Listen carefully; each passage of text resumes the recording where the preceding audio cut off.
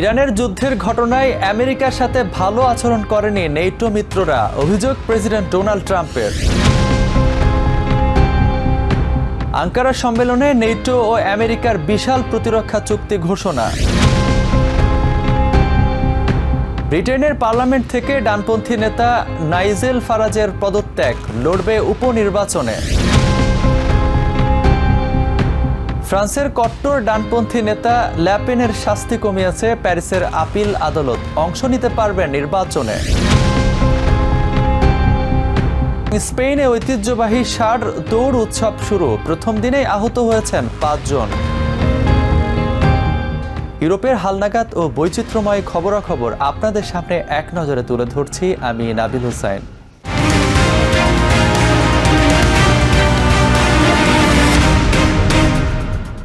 Iran ইস্যুতে Italy, Germany ও ফ্রান্সের মতো ইউরোপিয়ান মিত্রদের অসহযোগিতার তীব্র সমালোচনা করে নেটোর উপর চরম অসন্তোষ প্রকাশ করেছেন প্রেসিডেন্ট ডোনাল্ড ট্রাম্প। তিনি ক্ষোভ প্রকাশ করে বলেন, ইরান সংকটে আমেরিকার সাথে মোটেও ভালো আচরণ করা হয়নি। মঙ্গলবার আঙ্কারায় চলমান নেটো সম্মেলনের ফাঁকে তুর্কির প্রেসিডেন্ট রিসেপ তাইয়েপ এরদোয়ানের সাথে দ্বিপক্ষীয় বৈঠক এসব কথা বলেন ট্রাম্প। এছাড়া গ্রিনল্যান্ডের নিয়ন্ত্রণ ডেনমার্কের বদলে আমেরিকার নেওয়া উচিত বলেও দাবি করেন তিনি। একই সাথে তুর্কির উপর থেকে সব ধরনের নিষেধাজ্ঞা প্রত্যাহার এবং ইউক্রেনের যুদ্ধ দ্রুত অবসানের আশাবাদ জানান প্রেসিডেন্ট ডোনাল্ড ট্রাম্প। আঙ্কারার প্রেসিডেন্ট প্রাসাদে মঙ্গলবার জমকালো সামরিক গার্ড অব অনার ও কুচকাওয়াজের মধ্য দিয়ে প্রেসিডেন্ট ডোনাল্ড ট্রাম্পকে স্বাগত জানান তুর্কির প্রেসিডেন্ট রিসেপ তাইয়েপ এরদোয়ান। এ সময় দ্বিপক্ষীয় বৈঠকে ইরান যুদ্ধে ইউরোপের মিত্রদের ভূমিকার তীব্র সমালোচনা করেন প্রেসিডেন্ট ট্রাম্প। ক্ষোভ প্রকাশ করে তিনি বলেন, ইরান সংকটের সময় আমেরিকার সাথে মোটেও ভালো আচরণ করা হয়নি। But we weren't treated well because we did something in Iran. We don't need anybody's help. I didn't even want their help. But before I asked, they said they wouldn't be there. তিনি অভিযোগ করেন, Iran সংকটে ওয়াশিংটনকে কোনো ধরনের সহায়তা না করে Italy, Germany ও ফ্রান্সের মতো মিত্ররা উল্টো ফিরিয়ে দিয়েছে। আঙ্কারায় এই সম্মেলন না হলে তিনি হয়তো এবার অংশই নিতেন না। উল্লেখ করে ট্রাম্প বলেন, আমেরিকা যদি সবসময় ইউরোপের সুরক্ষায় শত শত বিলিয়ন ডলার ব্যয় করতে পারে, তবে সংকটের সময় এই মিত্ররা কেন আমেরিকার পাশে থাকবে না? And it's okay. But, why are we spending hundreds of billions of dollars and they're not there for us? We've always been there for them. এছাড়া বৈঠকের শুরুতেই সংবাদ মাধ্যমের সামনে ডেনমার্কের স্বায়ত্তশাসিত অঞ্চল গ্রিনল্যান্ড নিয়ে আবারও নিজের বিতর্কিত ও বিস্ফোরক অবস্থান পুনর্ব্যক্ত করেন প্রেসিডেন্ট ট্রাম্প।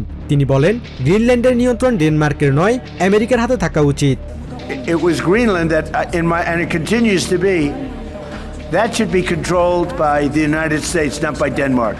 অনেকটা হুমকির ভাষায় তিনি বলেন, যদি গ্রিনল্যান্ডকে আমেরিকার নিয়ন্ত্রণে দিতে রাজি না হয়, তবে রাশিয়ার হাত থেকে ইউরোপিয়ানদের রক্ষা করতে যে বিপুল অর্থ ব্যয় হবে তা বন্ধ করে দেওয়া হবে এবং ইউরোপ থেকে সব সেনা প্রত্যাহার করে নেওয়া হবে। And when they wouldn't go along with it, and with all the money we spend to help them with Russia, and we don't have to spend any money, we could remove all of our soldiers out of Europe. Greenland ইস্যুতে করা বার্তার পাশাপাশি নেটোর অন্যতম গুরুত্বপূর্ণ অংশীদার তুর্কির সাথে দ্বিপাক্ষিক সম্পর্ক জোরদারে বড় ছাড়ের ঘোষণা দেন ট্রাম্প। রাশিয়ার কাছ থেকে S-400 ক্ষেপণাস্ত্র প্রতিরক্ষা ব্যবস্থা কেনার কারণে 2020 সালে আঙ্কারার উপর যে নিষেধাজ্ঞা আরোপ করেছিল ওয়াশিংটন, তা সম্পূর্ণ তুলে নেওয়ার ঘোষণা দেন ট্রাম্প। একই সাথে তুর্কির কাছে অত্যাধুনিক F-35 যুদ্ধবিমান বিক্রির বিষয়টিও বিবেচনা করা হচ্ছে বলে জানান তিনি। And with Pete and everybody else, we're going to be taking the sanctions off. It's time. We don't want to sanction friends. It's very simple. এছাড়া ইউক্রেন যুদ্ধ নিয়ে ইতিবাচক বার্তা দিয়েছেন ডোনাল্ড ট্রাম্প। পুতিন ও জেলেনস্কি উভয়ের সাথেই ফোনে অত্যন্ত সফল আলোচনা হয়েছে উল্লেখ করে ট্রাম্প দাবি করেন, দুই নেতাই এখন একটি সমঝোতায় পৌঁছাতে চান। অতীতে 8টি যুদ্ধ মিটিয়ে ফেলার অভিজ্ঞতাকে কাজে লাগিয়ে খুব দ্রুতই তিনি এই নবম যুদ্ধটির সমাধান করতে পারবেন বলে আশাবাদ জানান। I think we're going to get it settled, hopefully soon. বুধবার আঙ্কারায় ইউক্রেনের প্রেসিডেন্ট ভলোদিমির জেলেনস্কির সাথে সশরীরে বৈঠকে বসতে যাচ্ছেন প্রেসিডেন্ট ডোনাল্ড ট্রাম্প। কিয়েভের ওপর আকাশ প্রতিরক্ষা ব্যবস্থার জরুরি প্রয়োজনীয়তা এবং রাশিয়ার ওপর সাম্প্রতিক হামলার প্রেক্ষাপটে এই বৈঠক ইউক্রেন সংকটের মোড় কোন দিকে নিয়ে যায়, তাই এখন দেখার বিষয়। Basudeb Nath, TVN 24 news desk. তুর্কির রাজধানী আঙ্কারায় শুরু হওয়া নেটো শীর্ষ সম্মেলনের প্রথম দিনেই 10 বিলিয়নের বেশি মূল্যের বেশ কয়েকটি বড় প্রতিরক্ষা চুক্তি সই হয়েছে। মঙ্গলবার প্রেসিডেন্ট ডোনাল্ড ট্রাম্পের সাথে বৈঠকের আগেই ইউরোপের প্রতিরক্ষার ব্যয় বাড়ানোর এই বড় পদক্ষেপ নিল জোটটি। এর মধ্যে রয়েছে ড্রোন হুমকি মোকাবেলা এবং দূরপাল্লার ক্ষেপণাস্ত্র যৌথ উৎপাদনের বিষয়টিও। প্রেসিডেন্ট ডোনাল্ড ট্রাম্পের ইউরোপের দেশগুলোর প্রতিরক্ষা ব্যয় বাড়ানোর করা বার্তার পরই যেন নড়েচড়ে বসেছে নেটো মিত্ররা। মঙ্গলবার তুর্কির আঙ্কারায় চলমান সামরিক জোটটির মূল সম্মেলনের পাশাপাশি আয়োজিত প্রতিরক্ষা ফোরামে একের পর এক মেগা চুক্তি ও উদ্যোগের ঘোষণা দেন নেটো মহাসচিব মার্ক রুটা। অনুষ্ঠানে মার্ক রুটা বলেন, এসব উদ্যোগে ইটালি, স্পেন, কানাডা সহ নেটোর 12টি দেশ অংশ নিচ্ছে। এছাড়া ড্রোন হুমকির মুখে সুরক্ষা বলয় তৈরি করতে নেটো ড্রোনেস নামে একটি প্রকল্পের উদ্যোগ নিয়েছে, যাতে আগামী 5 বছরে $40 বিলিয়ন বেশি ব্যয় করা হবে। We are building robust counter-drone defenses to detect, identify and neutralize drones. That's how we protect our 1 billion people against the full range of drone threats. NATO মহাসচিবের এই বড় ঘোষণার পরপরই যৌথভাবে অস্ত্র ও ক্ষেপণাস্ত্র উৎপাদনের ক্ষেত্রে এক ঐতিহাসিক চুক্তি সই করে আমেরিকা ও ইউরোপের দেশগুলো। আঙ্কারায় under secretary of war Michael ডাফির উপস্থিতিতে বিশ্বের অন্যতম শক্তিশালী আকাশ প্রতিরক্ষা ক্ষেপণাস্ত্র এবং প্যাট্রিয়ট মিসাইলের যৌথ উৎপাদন ও রক্ষণাবেক্ষণ সুবিধা বাড়ানোর জন্য এই চুক্তি সই হয়। ডাফি বলেন, এই উদ্যোগের মাধ্যমে মিত্র দেশগুলো তাদের নিজেদের শিল্প সক্ষমতাকে কাজে লাগাবে। Through this initiative, allied nations are bringing their own industrial muscle to the table. We are gutting the red tape, expanding the global supply base, and ensuring our warfighters have overwhelming firepower. প্রতিরক্ষা বিশ্লেষকদের মতে Germany ও অন্যান্য ইউরোপের দেশগুলোর মাটিতে Raytheon এবং Lockheed মার্টিনের মতো আমেরিকান প্রতিরক্ষা জায়ান্টদের এই যৌথ উৎপাদন ব্যবস্থা চালু হলে তা সরাসরি ওয়াশিংটনের ওপর চাপ কমাবে এবং নেটোর সামরিক শক্তিকে বহুগুণ বাড়িয়ে দেবে। Basudev Nath, TVN 24 news desk. British ডানপন্থী দল রিফর্ম ইউকে এর নেতা এবং ব্রেক্সিট আন্দোলনের অন্যতম পুরোধা নাইজেল ফারাজ পার্লামেন্ট থেকে পদত্যাগের ঘোষণা দিয়েছেন। মঙ্গলবার তিনি জানান, নিজের সংসদীয় আসনে উপনির্বাচন নিশ্চিত করতেই এই পদত্যাগ এবং তিনি নিজেই সেই উপনির্বাচনের পুনরায় প্রতিদ্বন্দ্বিতা করবেন। 1 বছরেরও বেশি সময় ধরে জনমত জরিপ তার দল এগিয়ে থাকলেও সম্প্রতি ফারাজের ব্যক্তিগত ও দলীয় অর্থায়ন নিয়ে নানা বিতর্ক তৈরি হয়। এক ক্রিপ্টো বিনিয়োগকারীর কাছ থেকে £5 মিলিয়ন উপহার নেওয়ার বিষয়ে তার বিরুদ্ধে পার্লামেন্টারি তদন্ত চলছে। আর্থিক অনিয়মের অভিযোগ অস্বীকার করলেও সম্প্রতি সময়ে সাংবাদিকদের অতিরিক্ত নজরদারির কারণে তিনি জনসম্মুখে আসা কমিয়ে দিয়েছিলেন।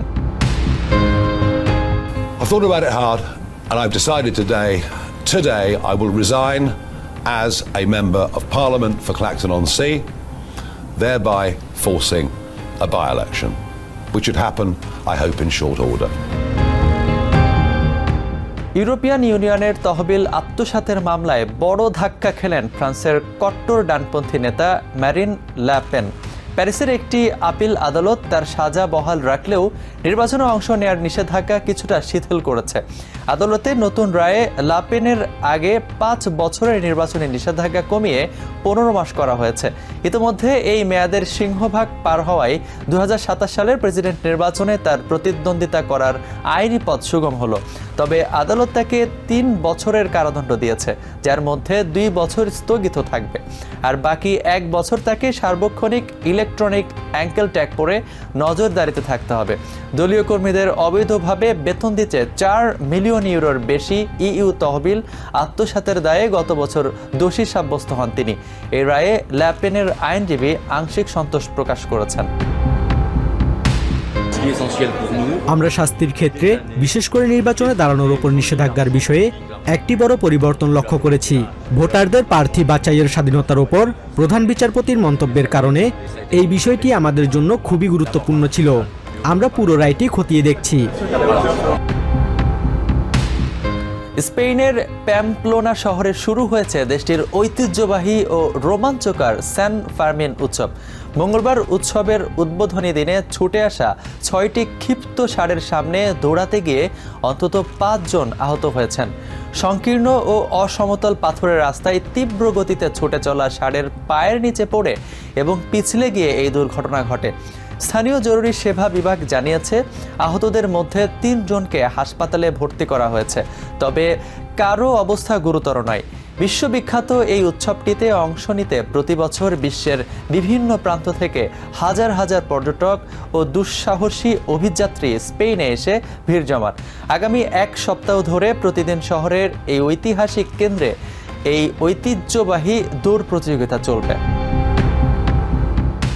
এক নজরে ইউরোপের আরও নানা খবর পেতে চোখ রাখুন TVN24 নিউজ নেটওয়ার্কে ইউটিউব ও ফেসবুক পেজে।